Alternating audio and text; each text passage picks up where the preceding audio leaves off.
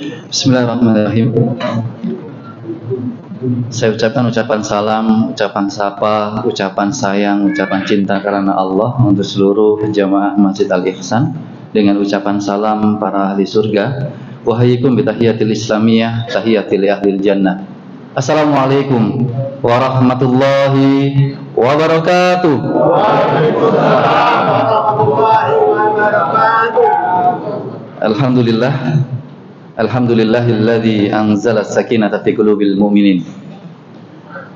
Asyhadu an la ilaha illallah wa asyhadu anna Muhammadan abduhu wa rasuluh. Allahumma shalli wa sallim wa barik ala nabiyyinal karim sayyidil mursalin imamul abidin Muhammad ibni Abdullah wa ala alihi wa ashabihi wa man walah. Subhanaka la ilma lana illa ma 'allamtana innaka antal alimul hakim.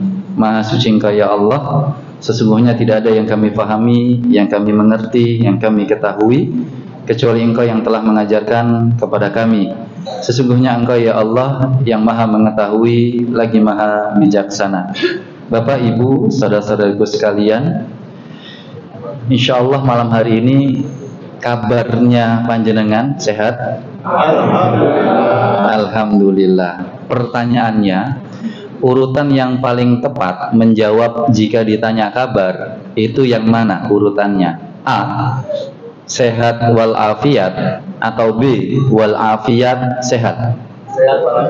Yang mana Pak? Pasti jawabannya? Pasti sehat wal afiat. Nggak akan pernah ketukar. Nggak pernah kita dengar jawaban afiat wal sehat. Berarti kalau urutannya memang seperti itu, pasti punya makna dan ada pesannya. Nah, sebagaimana apa yang akan kita bahas di kesempatan kali ini adalah sebuah tema menikmati kehidupan itu dengan kata don't worry, be happy. Itu adalah konsep di dalam Al-Quran. Kenapa saya menggunakan kalimat don't worry, be happy? Don't worry itu bahasa apa, Pak? Inggris, ya. Saya hanya ingin memberikan pesan yang pertama, jangan terlalu boleh kita mengikuti konsep-konsep orang-orang yang modern, orang-orang barat, western lah, boleh. Tapi usahakan kita memahami konsep di dalam agama Islam terlebih dahulu. Karena ternyata yang wilayah barat itu sebenarnya hanya menegaskan kembali apa yang sudah Islam sampaikan. Maka kalau kalimatnya don't worry, be happy atau be happy, don't worry, yang mana Pak? Don't worry, be happy. Pernah dengar be happy, don't worry? Insya Allah nggak akan pernah dengar. Kenapa? Karena memang urutannya seperti itu. Sehat wal afiat, bukan afiat wal sehat. Don't worry, be happy, bukan be happy, don't worry. Maka saya awali pembahasan kita ini dengan sebuah definisi dalil. Apa itu dalil dalam bahasa Arab? Artinya adalah mayumkinu at-tawassulu wa at-tawassulu bi sahihi nadri fihi ila matlubi khabari. Dalil itu, Al-Quran, hadis, apapun yang kita sebut dengan dalil, itu adalah bagaimana dari keumuman teks yang ada, lalu kita pahami dengan beberapa instrumen keilmuan. Semisal nih, ayat Al-Quran. Maka instrumen keilmuannya itu banyak Pak. Dalam ilmu ulumul Quran itu nanti. Ada pembahasan di situ tentang tafsirnya, ada pembahasan tentang sisi asbabun nuzulnya, ada pembahasan tentang khos, am, dan lain sebagainya, hatta sampai pembahasan secara bahasa dalam ilmu balaghah. Nah, disinilah saya hanya berbicara tentang konsep yang salah satu yang bagian kecil dalam pembahasan ilmu balaghah, memahami sebuah dalil dengan sebuah instrumen namanya takdim wa takhir. Apa Bapak Ibu?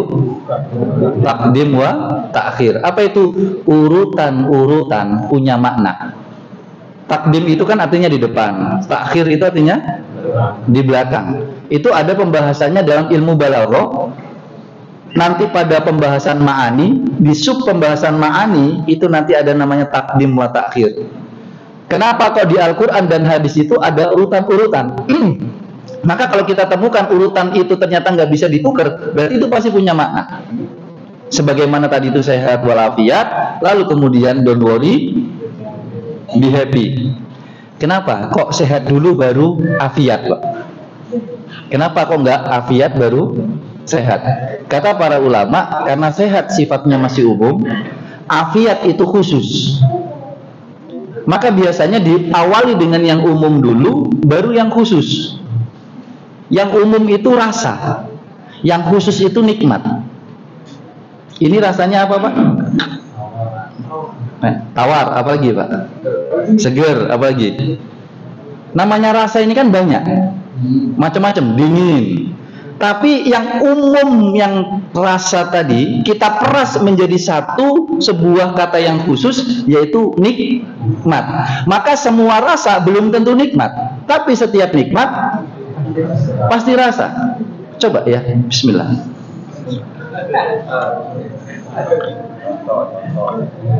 Contoh kata beliau, ya. Ternyata bukan tawar, Pak, di sini. Bukan dingin, tapi nikmat. Biasanya kalau nikmat itu pingin lagi. Haus. Sehat itu umum. Kenapa? Karena kalau kita berbicara sehat, sehatnya bisa wal afiat, tapi juga sehatnya bisa wal maksiat. Benar? Karena syarat utama orang maksiat, Pak, itu sehat. Benar, Pak, ya? Iya.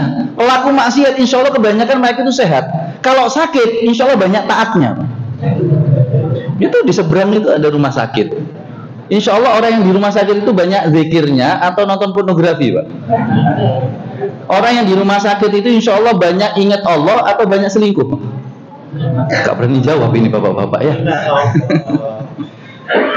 Sehat itu umum, maksiat itu khusus. Afiat itu khusus. Maka kalimat afiat itu sesuatu yang kita miliki hanya ditujukan kepada ketaatan kepada Allah, itu afiat. Nah, sama halnya don't worry, be happy. Urutannya seperti itu. Namun sebelumnya, izin saya sampaikan, tolong dilihat mungkin Al-Quran digitalnya, Pak, surat yang ke-21 ayat yang ke-33. Di situ ada urutan-urutan yang agak aneh menurut logika kita. Tapi kalau menurut kita aneh, tapi bagi Allah itu memang benar. Surat Al-Anbiya ayat yang ke-33. Angka cantik, 21, 2 tambah 1 sama dengan 3. Ayat 33. Huwallazi khalaqal laila wan nahar. Terusannya wasyamsya wal qamar kullu fi falaki yasbahun. Coba lihat kalimatnya, Pak. Di situ ada urutan malam, siang, matahari, bulan. Ada urutan yang agak aneh nggak menurut panjenengan? Malam, siang, matahari, bulan. Seharusnya kalau setelah malam itu bulan, siang matahari. Kan logikanya seperti itu kita. Malam, siang, berarti setelah itu bulan, matahari. Tapi kenapa di ayat itu matahari disebutkan terlebih dahulu baru bulan? Singkat kata, long short story-nya agak bahasa Inggris, Pak. Soalnya temanya don't worry, be happy ini ya. So,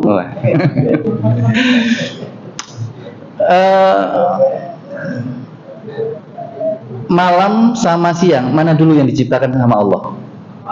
Malam. Riwayat banyak yang menyebutkan malam yang tercipta terlebih dahulu, Pak. Berarti itu urutannya benar apa salah? Benar, malam dulu yang diciptakan. Baru setelah malam, siang. Pun juga kita sebagai orang yang beragama Islam, yang seharusnya kita lebih mendasar pada kalender Hijriah dalam momentum-momentum ibadah kita, sisi-sisi dari agenda-agenda keagamaan kita, yaitu apapun itulah kalau bahasa istilahnya kita di negara ini PHBI, peringatan Hari Besar Islam. Itu kan pakai mendasar kalender Hijriah. Dan ingat, kalender Hijriah awal hari malam apa siang? Awal hari. Malam ya, ini tadi barusan. Ini kita masuk awal hari ini. Malam. Berarti menikmati awal hari kehidupan kita itu malam. Maka malam dulu baru siang. Urutannya benar. Sekarang kita lihat matahari baru bulan. Seharusnya kan kalau malam urutannya berarti harusnya karena malam sama bulan selalu terikat. Tapi kenapa kok di surat Al-Anbiya ayat ke-33 ini matahari dulu? Ternyata kata para ulama, inilah default factory settingnya Allah. Do you know default factory setting, Pak? Sekali lagi kan kita temanya don't worry be happy ini ya, bahasa Inggris ya. Intinya pakem yang Allah ciptakan itu sudah punya aturannya, nggak bisa diganti-ganti. Hanya Allah yang punya hak prerogatif ini. Allah menciptakan malam, kita nggak bisa menciptakan pinginnya siang dulu. Dan kenapa kalau kita lihat matahari dari bulan lebih dahulu? Karena kita tahu yang memberikan sinar itu adalah matahari, baru bulan. Karena dalam ilmu IPA dulu, bulan hanya berfungsi memantulkan sinar matahari. Jadi itu benar urutannya matahari. Kalau dibuat bulan dulu, oh itu salah tentunya. Karena sekali lagi Allah sudah menciptakan kehidupan ini sesuai dengan orbitnya, sesuai dengan aturannya yang ada, dan aturan Allah pasti tidak mungkin salah. Coba kita buktikan. Berikutnya kita masuk don't worry be happy. Coba dibuka surat yang ke-40 ayat ke-11. Kita masih berbicara urutan-urutan. Surat Ghafir, surat Mukmin, surat yang ke-40 ayat yang ke-11. Di situ ada ucapan orang-orang di akhirat nanti. Rabbana amat tanas nataini wa ahya tanas nataini. Ya Allah, Engkau telah mematikan kami 2 kali dan Engkau telah menghidupkan kami 2 kali. Yang disebutkan dulu mati apa hidup? Mati. Oke, kita sepakati harus mati dulu, kita letakkan urutannya. Sekarang pertanyaannya, Engkau telah mematikan kami 2 kali, Engkau telah menghidupkan kami 2 kali. Dan kita sepakat urutan yang kita letakkan di pertama adalah mati. Karena urutannya mati dulu, amat tanas nata ini. Sekarang pertanyaannya, urutannya lalu bagaimana? Mati-mati hidup-hidup? Atau mati hidup-mati hidup? Atau mati hidup-hidup mati? Itulah logika kita. Ada yang jawab mati-mati hidup-hidup, ada yang mengatakan mati hidup-hidup mati, ada yang mengatakan mati hidup-mati hidup. Maka kita kembalikan kepada aturannya Allah. Kita lihat makna dari surat ke-40 ayat ke-11 ini, kita larikan dengan surat yang kedua, Al-Baqarah ayat yang ke-28. Monggo dicek. Kaifa takfuruna billahi wa kuntum amwata fa'ahyakum thumma yumitukum thumma yuhyikum thumma ilaihi turja'un. Berarti urutannya gimana itu, Pak? Mati, hidup, mati, hidup. Berarti kehidupan kita secara umum yang harus kita lewati fasenya 4. Apa itu? Mati dulu, baru hidup, baru mati, baru hidup. Pertanyaannya, kalimat ini benar apa tidak, Bapak Ibu sekalian? Setelah kita hidup ini, kita akan menemui kematian. Benar nggak kalimat ini, Pak? Pak, Ibu, setelah kita hidup, kita akan mati. Benar tidak? Benar. Tapi tolong jangan titik di situ, Pak. Tolong lanjutkan kalimatnya. Setelah kita mati, kita akan hidup lagi, Pak. Kalau bahasanya teman-teman HIV, Pak, panjenengan yang kenal saya, yang saya berdakwah ke teman-teman HIV, kata teman HIV itu indah sekali. Ketika suatu saat ditanya oleh seorang ibu-ibu dalam majelis, saya minta dia hadir, lalu dia ditanya oleh seorang ibu-ibu, Mas, gimana rasanya tiap malam itu minum obat? Jawaban teman kami ini, kan kalau teman-teman HIV itu, Pak, kan tiap malam harus minum obat ARV sampai akhir hidupnya. Lalu kemudian dia menjawab, Alhamdulillah Bu, tiap malam kami ingat mati. Karena kalau kita nggak minum obat ini, bisa nanti berujung kepada kematian. Secara logikanya mereka tentunya. Lalu dibalik pertanyaan ini oleh teman kami kepada ibu-ibu itu. Kalau ibu gimana bu? Tiap malam ingat mati apa enggak? Kira-kira jawabannya apa pak? Hah? Tidak. Lalu kemudian muncul sebuah quotes. Do you know quotes? Yes? Yes. Apa itu pak? Kutipan apa lagi? Kurang pas apa pak kutipannya? Kata-kata mutiara lah. Bu, kata teman kami ini, hidup di dunia itu bukan untuk tinggal, bu, untuk meninggal. Hidup di dunia bukan untuk tinggal, untuk meninggal. Karena nanti kita tinggalnya di mana, Pak? Fase yang keempat. Fase yang pertama kehidupan ini, kehidupan yang pertama atau fase kedua kita ini bukan untuk tinggal kita, untuk meninggal. Karena ini untuk meninggal, maka kami selalu ingat mati, Bu, kata teman HIV ini. Sedangkan ibu, apakah mengingat mati? Ibunya itu kemudian terdiam. Sehingga saya underline di sini. Mohon maaf, do you know underline? Yes, ya. Saya ikat di sini kata-kata kita di kehidupan yang pertama ini di dunia, kita ini bukan untuk tinggal, tapi untuk meninggal. Dan itu yang dilupakan, Pak, oleh kita. Alam yang pertama, alam kematian kita itu alam ruh, kata para ulama. Kehidupan kita yang pertama, kehidupan di dunia. Kematian kedua itu di alam kubur. Dan kehidupan yang kedua kita di alam akhirat. Berarti di akhirat itu kita hidup. Namanya hidup, bisa merasakan sakit, bisa merasakan senang, bisa merasakan sengsara, bisa merasakan bahagia. Sekarang pertanyaannya ini, kalau memang saat ini kita hidup, kita diminta untuk apa? Rumusnya ternyata, kuncinya, kehidupan kita yang pertama di dunia ini, supaya kita bisa menikmatinya, rumusnya ternyata don't worry, be happy. Loh ya, baru nanti kita bicara kehidupan yang kedua, kita buktikan. Bapak Ibu, urutan mana yang benar? Nah, kita bicara urutan lagi sekarang. Mana yang benar ayat ini di dalam Al-Quran urutannya? A. Walahum yahzanun fala khaufun alaihim. Atau B. Fala khaufun alaihim walahum yahzanun. Yang mana Pak? B. Fala khaufun alaihim walahum yahzanun. Gak pernah ada di ayat Al-Quran kalau ada khauf dengan huzn bertemu dalam satu kalimat. Nggak mungkin huzn itu nomor pertama. Nggak. Dengan keterbatasan ilmu saya, sudah saya coba cek di beberapa pendapat-pendapat dan beberapa runtutan ayat Al-Quran, pasti fala khaufun alaihim walahum yahzanun. Pasti. Atau secara bahasa yang tidak pada umumnya lah, fala khaufun alaihim walahum yahzanun. Ini kan umum. Coba saya bacakan pelan-pelan. Wa auhayna ila ummi Musa an ardi'ihi fa idza khifti alaihi fa alqi fil yammi wa la takhafi wa la tahzani. Mana dulu yang disebutkan? Khauf dulu, baru uzn. Yang kita baca tadi ini surat Al-Qasas ayat yang ke-7. Coba kita perhatikan Pak urutannya. Fala khaufun, jangan kamu takut, jangan kamu sedih, jangan kamu khawatir, jangan kamu cemas.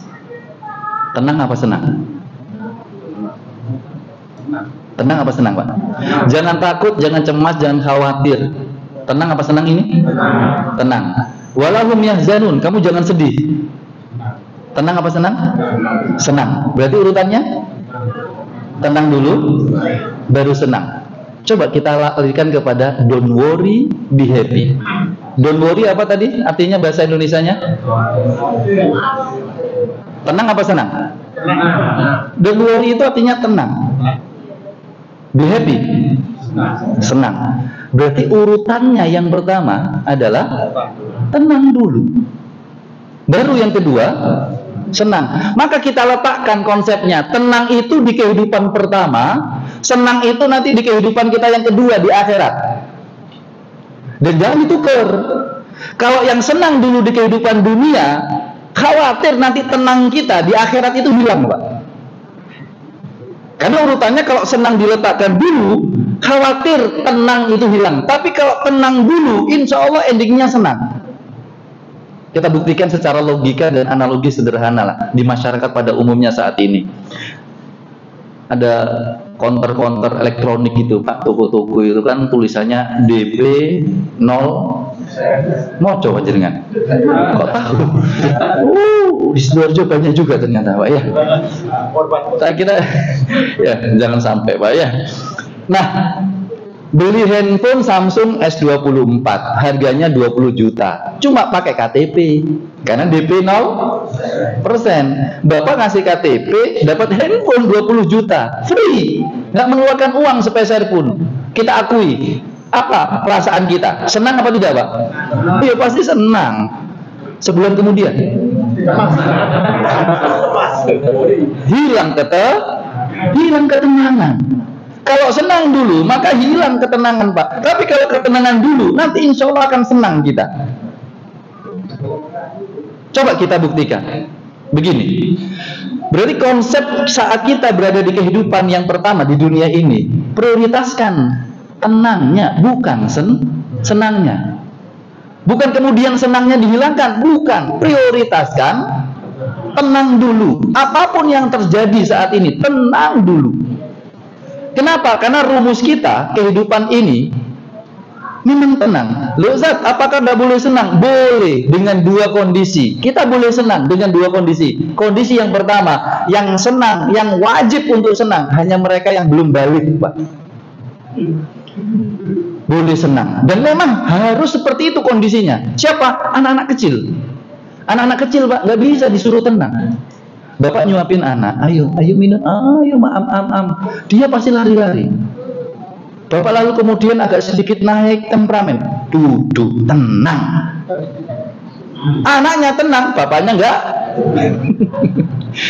Marah-marah bapaknya soalnya temperamen, ya anaknya lari dan seterusnya. Boleh kalau anak belum balik karena dia belum taklif, dia belum mendapatkan pahala atau dosa, dia belum dihisap, ya kita tenang-tenang, senang-senang saja Pak, karena belum dihisap.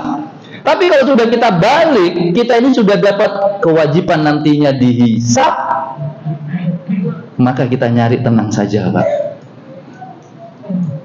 Mengapa? Karena bagi mereka yang sudah taklif, sudah balik, ahasiban nas ayyutraku ayyaqulu amanna wa hum la yuftanun. Pasti kita ini dapat musibah terus kok, dapat ujian pasti. Namanya ujian Pak, senang apa tenang yang kita butuhkan untuk menjawabnya? Ya tenang.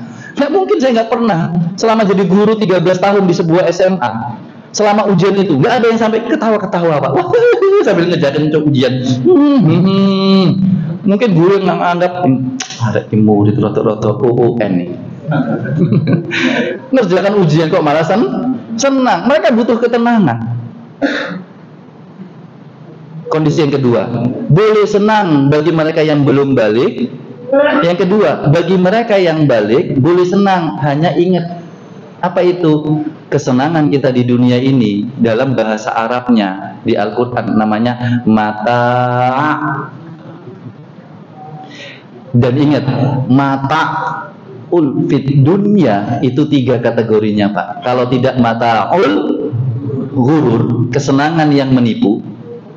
Mata'un ilahin, kesenangan yang sementara. Dan yang ketiga, mata'un qalil, kesenangan yang sedikit. Kesenangan sementara ya kayak anak kita lah. Dulu kita belikan dia misalnya apa mainan, saking senengnya tidurnya itu dipegang, dipeluk. Pertanyaan saya, awet berapa lama Pak? Anak kayak gitu itu, insya Allah paling 3 hari, 5 hari, sepekan sudah nggak dipeluk-peluk lagi. Itu namanya mata'un ilahin, hanya sementara. Apalagi mata'ul ghurur, senangnya yang menipu. Contoh nih, gampangnya, anak-anak muda. Pernah muda Pak? Loh kok pernah? Berarti sekarang nggak muda? Jawab, pernah muda? Loh, muda ini saat saya ini. Oh iya, Masya Allah ya, muda-muda di sini. Kayak Bapak ini Masya Allah ini 20 tahun beliau. Cuma terjebak di tubuh yang 60 tahun. Oh iya, kalau ke masjid itu insya Allah muda-muda terus. Lihat anak muda, ketika dia depresi, dia dapat tekanan, stres hidupnya. Tulisannya kan tidak tenang. Berarti ketika dia tidak tenang, depresi, mental health dan lain sebagainya, maka yang harusnya dia inginkan apa, Pak? Tenang kan? Kalau hidupnya sudah tidak tenang, berarti yang dia cari ketenangan. Gampang sebenarnya. Caranya bagaimana? Tinggal hapus saja tidaknya itu. Benar kan, Pak? Benar. Tidak tenang. Maka kalau ingin cari solusinya tenang, hapus kata tidaknya. Akhirnya jadi hidupnya tenang. Tapi anak muda enggak. Dia tulis tidak tenang, cara menghapusnya dengan senang. Apa bahasa senangnya anak-anak muda? Party. Do you know party? Clubbing. Yes. Dugem bukan bahasa Inggris, Pak. Ya. Mohon maaf, teman-teman kami anak muda yang alhamdulillah mereka sudah hijrah, Pak. Bahkan ada seorang bapak-bapak, subhanallah, beliau itu pernah untuk perusahaannya itu menutup, dalam artian menutup ini bukan melarang ya, menutup ini malah untuk menggunakan. Jadi menutup satu klub malam hanya untuk perusahaannya saja itu di angka 5M, Pak. Hanya satu malam. Alhamdulillah beliau sudah taubat, hijrah. Tapi kok sempat-sempatnya beliau ngajak saya gitu, Pak. Ustaz nggak kepo dah Ustaz suasana situ? Saya bilang enggak sama sekali.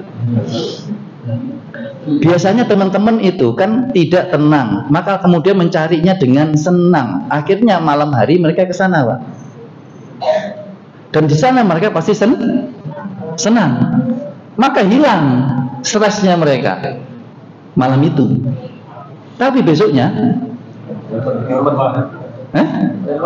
kok bisa jawab? Ini berdasarkan pengetahuan atau pengalaman ini, Pak? Ya?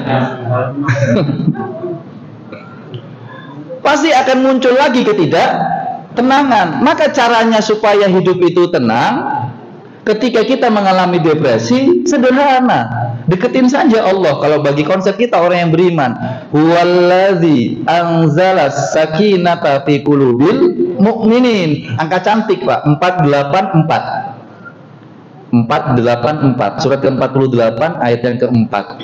Allah yang menurunkan ketenangan ke dalam jiwa orang yang beriman dan diletakkan dalam hatinya. Maka kalau dalam kehidupan ini jangan nyari yang namanya senang. Silahkan, tapi prioritaskan tenangnya dulu. Apapun masalahnya, urusan anak, urusan pasangan, dan lain sebagainya. Please, tenang dulu. Baru kemudian senang. Maka coba kalau kita lanjutkan, nanti kita bahas ketenangan di kehidupan dunia ini seperti apa. Di dalam kehidupan ini kan kita ini sering mendapati yang negatif apa yang positif, Pak. Kita akui saja saat ini fenomena di sekitaran kita. Negatif apa positif? Negatif. Bapak Ibu senang apa tidak? Hah? Oh, jujur, Pak. Masa nggak senang tau, Pak? Ya, coba saya tanya, mohon maaf. Bapak suka pelakor apa senior? Bapak suka pelakor apa senior? Masa nggak tahu? Do you know pelakor, Pak? Apa? Apa, Pak? Kepanjangannya pelakor, Pak? Pak? Berebut laki orang. Senior. Senang istri orang. Iya. Maka kalau pertanyaan saya ajukan, ibu-ibu tolong nggak usah jawab dulu. Kan sekarang ini kondisinya la haula wala quwata illa billah, banyak-banyak kita memohon perlindungan Allah. Pak, yang sering selingkuh istri apa suami, Pak? Istri. Tolong diam, Pak. Sekarang ke ibu-ibu pertanyaannya. Bu, yang sering selingkuh suami apa istri, Bu? Duh, suami loh, Pak. Oke, kita anggap seri satu-satu. Cuma tolong jawab pertanyaan yang terakhir ini. Dan ini pasti kita akan sepakat. Siapa yang sering ketahuan selingkuh? Ya kan? Suami pastinya, Pak. Tahu kenapa, Pak? Karena untuk mengetahui suami selingkuh, istri nggak perlu bukti, cukup perasaan. Bener, Bu? Iya. Ini kok bojoku gak biasa nih parfum, saya kok parfuman ya. Tapi kalau suami ingin memastikan istrinya selingkuh, itu pasti menunggu bukti. Dan itu lama. Seperti yang lagi viral ini ya. Kenapa? Ini kondisinya memang nggak enak, negatif. Tapi ingat, kondisi yang negatif itu masih bisa diarahkan kepada hal yang positif. Dalam bahasa ilmu psikologinya itu negatif. Kok jadi lupa ya bahasa Inggrisnya ya. Sesuatu yang negatif bisa diarahkan kepada hal yang positif. Contoh, analoginya, Bapak naik mobil. Kan saya lihat kan jamaah Masjid Al-Ihsan kan mobilnya bagus-bagus. Tadi saya lihat di depan itu ya. Lagi jalan bunyinya tit tit tit tit tit tit. Enak nggak Pak suaranya itu Pak? Nggak enak, mengganggu. Tapi apa respon kita Pak? Bapak lagi baru jalan mobilnya, tiba-tiba bunyi tit tit tit tit tit tit. Kok gak bisa jawab? Gak punya mobil loh Pak. Pasang sih safety belt. Kita merasa nggak nyaman adanya sesuatu yang negatif, tapi energi kita mengalihkan kepada perbuatan positif. Pakai safety belt itu positif. Ya kayak Bapak lah, masang alarm bunyi itu kan negatif. Kita masa nggak nyaman, terganggu. Tapi dengan itu kita bisa sholat tahajud. Benar Pak? Benar. Jadi sebenarnya tidak ada yang buruk secara keumuman. Kenapa? Karena pasti ada hikmahnya dan membawa energi kepada hal yang positif di kehidupan dunia ini. Maka sekarang pertanyaannya, bagaimana kalau supaya kita di kehidupan keduanya kita yang itu di akhirat, jangan cari tenang, cari senang kalau di sana. Dari mana kita tahu? Ya banyaklah dalil-dalil. Kehidupan di akhirat khususnya di surga itu kan menyenangkan. Contoh, bapak-bapak tolong jawab, apa sesuatu yang menyenangkan hati bapak nanti di surga? Jujur. Bidadari Bu, ibu punya saingan loh Bu ya. Itu kan menyenangkan Pak, bukan menenangkan, menyenangkan itu. Nanti seperti ini, bertemu dengan ini, ibu-ibu nanti dilayani oleh laki-laki, anak yang muda yang ganteng, wah macam-macam. Itu menyenangkan. Bahkan surat Az-Zukhruf jelas-jelas menyampaikan ayat yang ke-70-nya, udkhulul jannata antum wa azwajukum tuhbarun. Monggo dilihat surat ke-43 ayat yang ke-70. Masuklah kamu, pasanganmu, dirimu dengan pasanganmu menuju surganya Allah, dan kamu akan tuhbarun, akan digembirakan, disenangkan, dibahagiakan. Berarti urusan nanti di kehidupan kedua kita itu kita senang. Dan menariknya Bapak Ibu, tuhbarun di situ artinya adalah dalam bahasa Arabnya di kitab-kitab tafsir saya coba baca itu artinya sururun. Sin, ro, wawu, ro, sururun. Bapak Ibu yang paham bahasa Arab, sururun itu artinya senang, gembira. Tapi lebih tinggi daripada tuhbarun. Kita buktikan. Sururun itu akar katanya ada yang berpendapat dari kata sirrun. Sirrun itu rahasia. Makanya kalau kita ngomong sesuatu rahasia, kita pasti bisik-bisik. Kayak ibu-ibu itu seneng kayak gitu. Makanya sholat duhur dan sholat asar kita sebut dengan sholat sir, karena bisik-bisik, ya. Nah, rahasia, namanya sururun dari kata rahasia. Loh Ustaz, kok bisa sururun bahagia, tapi sururun itu juga rahasia? Kan ini nggak nyambung. Joko bung. Yang ini bahagia, yang ini rahasia. Itu bukan masalah nggak nyambung, cuma terkadang logika kita nggak sampai ke sana. Sebagaimana misalnya kata kul a'udzu, aku berlindung. Panjang lebih suka kul a'udzu birabbin nas atau a'udzu birabbil falaq? Jujur, pasti Anas kan Pak ya? Iya, surat Al-Falaq atau bulat-bulat kadang-kadang Pak ya. Aku berlindung, itu arti bahasanya sebenarnya bukan berlindung Pak, tapi menempel. Loh Ustaz, kok bisa a'udzu itu menempel tapi juga berlindung? Bisa, karena yang namanya berlindung itu harus menempel. Contoh, saya memanah Bapak Ibu, saya panah Bapak Ibu. Bapak Ibu bawa tameng, tapi tamengnya diletakkan 3 meter di belakangnya, di depannya Bapak. Lalu saya panah. Shush. Bapak berlindung nggak Pak dengan tameng itu? Enggak. Kenapa nggak berlindung, Pak? Karena Bapak jauh. Tapi kalau Bapak kemudian menempel dengan tamengnya, menempel, itu namanya berlindung. Maka benar kalimatnya, kul a'udzu. A'udzu itu artinya menempel, a'udzu itu berlindung. Karena yang namanya berlindung harus nempel. Maka ketika kita ngomong kul a'udzu birabbin nas, ya Allah aku berlindung kepada Engkau ya Allah. Tapi kata Allah, loh tapi kamu tambah menjauh. Kamu ngaku berlindung kepadaku, tapi engkau tambah menjauh. Ini namanya Joko. Nggak nyambung ucapanmu kul a'udzu itu. Nah sama halnya sururun itu bagaimana? Rahasia kok tapi bahagia. Begini. Bapak Ibu, saya kasih analogi sederhana. Kenapa sururun itu rahasia tapi bahagia? Maaf, sekali lagi saya lihat kan bapak-bapak ini kan insya Allah orang kaya Pak ya. Dan insya Allah ini suami-suami yang baik. Bapak biasanya ngasih hadiah ke istri berapa juta Pak? Banyak ya, 100 juta Pak ya? Insya Allah. Misalnya gini, misal Bapak memberikan istri hadiah 100 juta. Bu, amin gitu loh Bu. Kok Ibu nggak berharap toh Bu? Kondisi yang pertama, Bapak informasikan, Pak. Bu, besok saya kasih belum azan ya? Belum ya.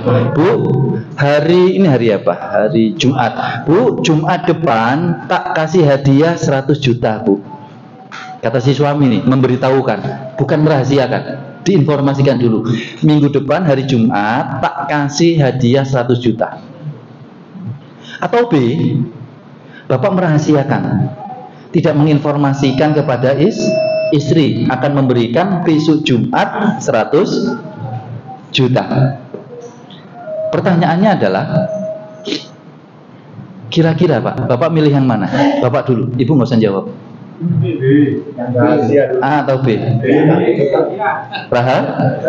Rahasia. Kalau Ibu pinginnya yang mana Bu? A Pak. Jawaban mana yang benar? Kita jawab setelah adzan berikut ini. Maka tentu jawabannya adalah yang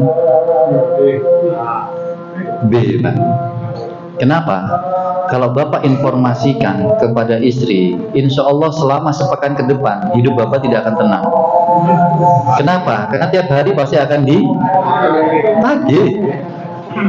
Besok ditanya hari Sabtu, ayolah Pak, ngapain nunggu hari Jumat? Sekarang. Nanti hari Ahadnya iya, Senin kayak gitu Pak, nanti Selasa kayak gitu. Kenapa? Tapi itu bukan salahnya istri, memang karakteristik istri seperti itu. Coba kita lihat urutan mana biasanya yang diucapkan oleh para istri. Nafkahi aku lahir batin atau nafkahi aku batin lahir? Mana Bu urutannya Bu?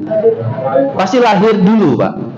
Lahir itu apa sih? Sesuatu yang kelihatan, yang pasti, yang objektif, yang empirik, itu lahir. Baru urusan batin yang kedua. Maka istri itu lebih suka yang mana Bu? Ketika suami bilang, Bu, tak kasih 10 juta sekarang atau 100 juta tapi nggak tahu kapan. Ibu milih yang mana Bu? Pasti yang sekarang Mbak, karena lahir dulu baru batin. Tapi beda ketika Bapak merahasiakan. Ketika ibu kemudian mendapatkan hari Jumat ke depan, lalu Bapak ngasih 100 juta. Perasaannya ibu senang kan Pak? Insya Allah senang. Tapi beda ketika Bapak tidak menginformasikan, Bapak merahasiakan, lalu Bapak tiba-tiba hari Jumat ngasih, Bu, hadiah dari aku 100 juta. Ekspresi ibu yang mana yang paling wow? Yang dirahasiakan atau diinformasikan Pak? Yang dirahasiakan. Itulah yang namanya tuhbarun. Apa? Allah akan menggembirakan kita dengan sesuatu yang masih dirahasiakan. Kita nggak perlu bukti data pasti Pak. Kita nggak harus merasakan langsung untuk bisa meyakini kenikmatan surga. Kan ada orang yang mengingkari adanya surga karena belum jelas katanya. Banyak kok di Al-Quran itu. Bahkan ada tuh sosok nenek-nenek itu, nggak usah saya sebut ya, Bapak yang tertawa tahulah siapa nenek-nenek itu ya, sampai mengingkari adanya surga. Saya bilang dengan logika sederhana, obrolan saya dengan anak ateis dan anak agnostik Pak, ketika bertanya, Ustaz, surga itu ada apa enggak? Saya jawab, Mas, kita berbicara pakai logika. Ada logika induktif dan logika deduktif. Gampangnya, logika induktif Nggak usah paham tentang hal ini Pak ya. Logika induktif harus merasakan, harus mengetahui, harus detail, harus kita menikmati langsung. Tapi ada logika deduktif. Kita cukup meyakini tanpa harus merasakan langsung, tapi kita bisa meyakini. Contoh saya bilang, bapak-bapak, jam 3:30 bapak bangun, mau sholat tahajud misalnya, atau jam 3, tiba-tiba di luar itu tiba-tiba basah Pak, basah di luar itu Pak. Berarti bapak meyakini malamnya hujan, padahal bapak nggak melihat.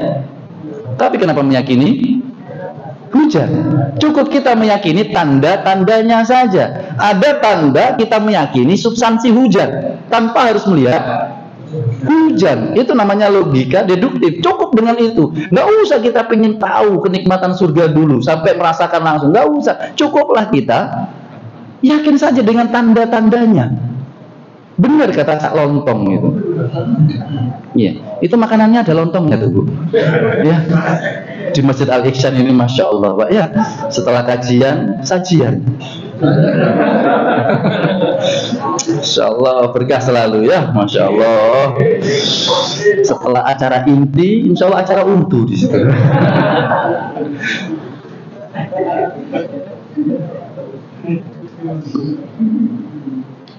Kata Cak Lontong, pengalaman adalah guru yang terbaik. Kata Cak Lontong bukan.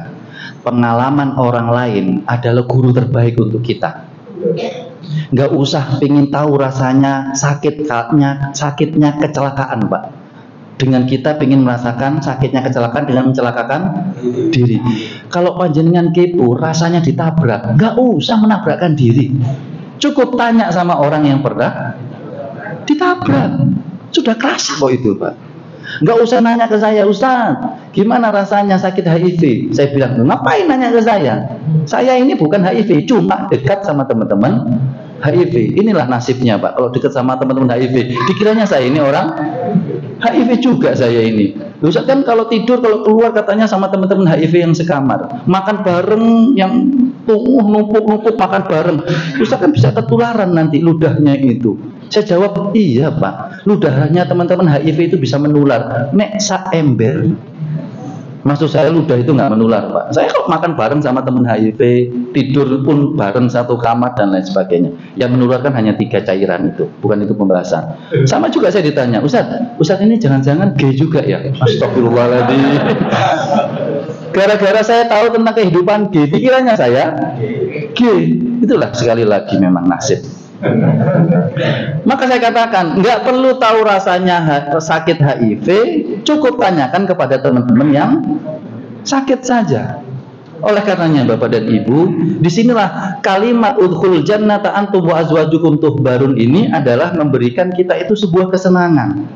Maka terakhir ini Bapak dan Ibu, mohon maaf saya tidak membuka sesi tanya jawab karena saya lihat panjenengan semuanya sudah beriman, dan tanda keimanan kita adalah Surat Al-Maidah ayat ke-1. Kalau sudah paham nggak usah nanya. Maka saya tutup di sini untuk bisa dipraktekkan Pak. Apa itu Bapak-bapak, Ibu-ibu? Kalau pingin hidup kita tenang dan endingnya senang nantinya, 1, jangan lupakan kalimat dari teman HIV kami ini. Kita hidup di dunia ini untuk tolong meninggalnya Pak dengan husnul khotimah. Tapi tolong satu lagi, jangan berhenti hanya di husnul khotimah. Kita meninggal dengan husnul khotimah, tenang, tapi tolong pastikan keluarga juga tenang yang ditinggalkan. Karena kalau kita meninggal husnul khotimah, kita egois. Tapi pikirkan keluarga kita juga tenang. Anak muda usia 22 tahun dari sebuah kota di Jawa Timur bilang ke saya, Ustaz, saya ini sedih atau gembira ya dengan kematian Bapak? Saya agak kaget, karena saya tahu ini anak baik. Kok bisa gitu toh Mas? Kan ya sedih toh Mas, Bapak meninggal mendadak kena serangan jantung. Iya Ustaz, saya kan masih muda Ustaz, single, anak pertama, satu-satunya. Bapak saya meninggal mendadak Ustaz, sedih saya Ustaz. Tapi kok saya baru tahu ternyata Bapak itu mewariskan 4M Ustaz. Nah itu kok menggembirakan saya. Loh, serius ini Pak. Ini anak baik kok masih ada selipan rasa gembira. Anak baik ini Pak. Saya nggak bayangkan kalau anak ini anak tidak yang baik.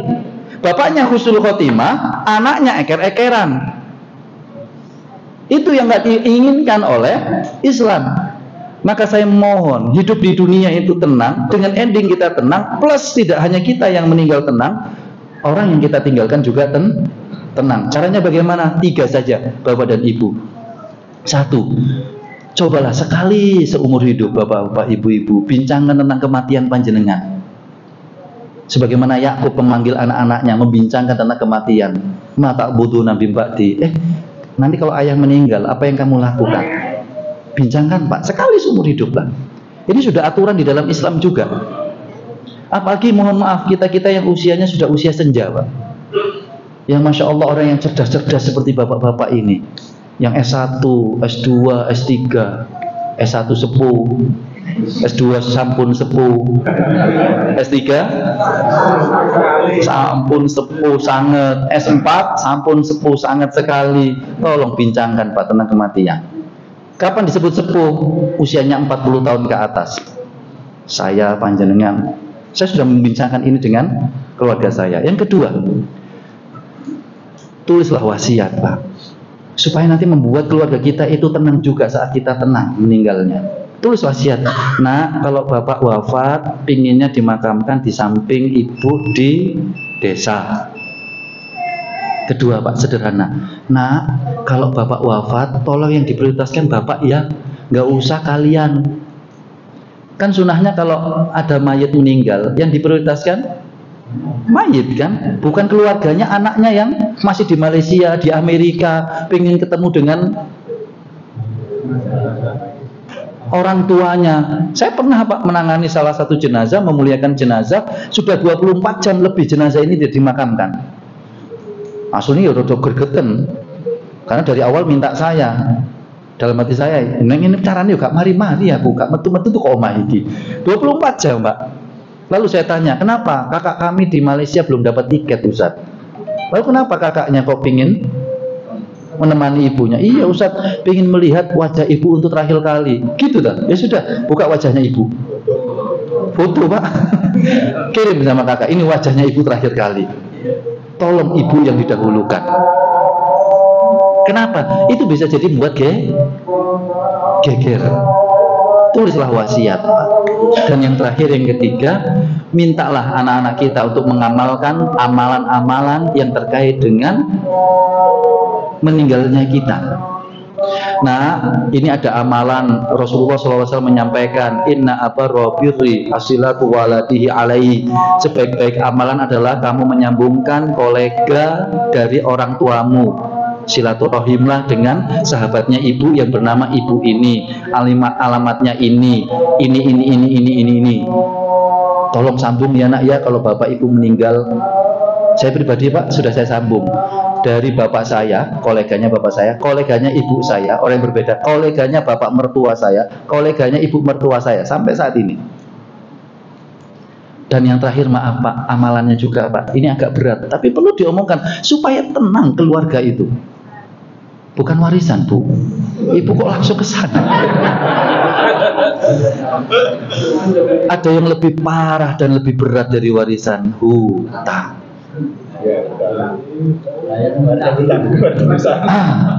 Karena anak zaman now Pak akan banyak komplain kalau bapak ngomong ini. Nah, kayaknya nih kalau misalnya usia bapak sekarang 60, anggap aja 5 tahun lagi bapak meninggal, kalau bapak gak sempat bayar, tolong ya nak ya, lunasono utang bapak. Ini masih ada 5M. Loh, serius Bapak Ibu. Dan ini yang dipraktekkan oleh Jabir bin Abdillah. Ayahnya punya hutang, kemudian ketika wafat memberikan wasiat kepada Jabir untuk membayarkan hutangnya. Dan Jabir mencoba untuk membayarkan ini, tapi Jabir nggak punya duit memang, tapi mengusahakan untuk membayarkan hutang ayahnya. Caranya bagaimana? Mendatangi Rasulullah agar Rasulullah kemudian menyampaikan kepada yang berpiutang itu untuk dilunaskan, diikhlaskan. Tapi menariknya, yang berpiutang itu nggak mau mengikuti permintaannya Rasulullah. Menandakan orang yang berpiutang, dia punya hak untuk yes or no terhadap orang yang meminta keikhlasannya. Hatta Rasulullah pun ketika ditanya, ya Rasulullah, aku boleh nggak menolak permintaan engkau? Kata Rasulullah, itu hakmu yang memberikan hutang. Kalau gitu saya tidak mengikhlaskan ya Rasulullah. Ya tidak apa-apa. Untuk apa? Memberikan pengajaran kepada mereka supaya tidak mudah berhutang. Maka apa yang dilakukan Rasulullah? Membantu Jabir mengumpulkan beberapa kurma, dikumpulkan, lalu kemudian dibayarkan. Ini kalau kita praktekkan, kalau anak kita tidak paham dan tidak kita pahamkan, Pak, saya kok menjamin semeninggalnya kita, kalaupun kita punya hutang, naudzubillah tentunya, saya khawatir keluarga kita tidak tenang. Nanti ekeran, kamu aja yang bayar, kamu kan yang dapat ini, kamu ini. Itulah kenapa di dalam Islam, khususnya Al-Quran, dibedakan. Saya tutup di sini, ada ajal, waktu mati, waktu kematian, ajal. Idza jaa ajaluhu la yastakhiruna sa'a wa la yastaqdimun. Ajal itu artinya waktu kematian. Tapi ada mamatun, dari kata al-mautu itu adalah saat meninggal. Ada waktu meninggal, ada saat meninggal. Apa bedanya, Pak? Kalau waktu hanya berbicara timing, hanya itu Allah yang tahu. Tapi kalau mamat, saat meninggal, terdiri 3 hal. 1, keadaan kita meninggal bagaimana. 2, waktu meninggal kita. Tapi yang lebih penting lagi adalah 3, di mana lokasi kita meninggal. Inilah yang membuat saat orang meninggalkan kehidupan ini, dia tenang, keluarga yang ditinggalkan juga tenang, karena ada kata-kata tempat meninggalnya itu. Itu pesannya kata Syekh Mutawalli Asy-Sya'rawi ketika mengutip surat ke-31 ayat ke-34 surat Luqman itu, wa matadri nafsum bi ayyi ardin tamut, kamu tidak tahu di mana lokasi kamu meninggal. Ketika berbicara lokasi, itu maksudnya adalah berbicara kitanya meninggal husnul khotimah, dan orang yang ditinggalkan itu juga tenang. Masih ingat kalau ada orang meninggal malam Jumat, insya Allah yang meninggal itu husnul khotimah, dan yang ditinggalkan prasangkanya apa, Pak? Prasangkanya apa, Pak? Baik. Mayit ini husnul khotimah ini.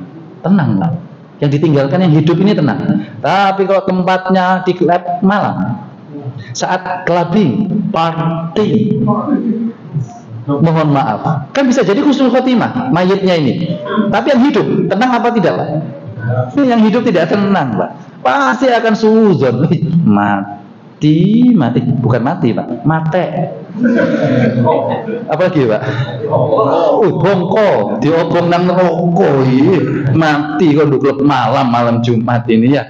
Berarti yang hidup tidak tenang. Itulah kata Syekh Mutawalli Asy-Sya'rawi. Kenapa surat Luqman ayat yang ke-34 itu mengatakan di situ wa matadri nafsum bi ayyi ardin tamut. Kenapa bukan waktu kamu meninggal, tapi lokasi kamu meninggal, agar yang meninggal itu tenang, yang ditinggalkan juga tenang.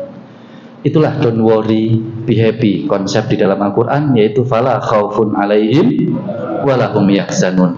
Tepat di angka cantik 1900. Kita akhiri dengan istighfar 3 kali. Astaghfirullahaladzim, astaghfirullahaladzim, astaghfirullahaladzim. Bacaan hamdalah. Alhamdulillahi rabbil alamin. Rabbana atina fid dunya hasanah wa fil akhirati hasanah wa qina adzabannar. Walhamdulillahi rabbil alamin. Doa kafatul majlis. Subhanakallahumma wa bihamdika asyhadu an la ilaha illa anta astaghfiruka wa atubu ilaik. Terima kasih, mohon maaf. Wassalamualaikum warahmatullahi wabarakatuh.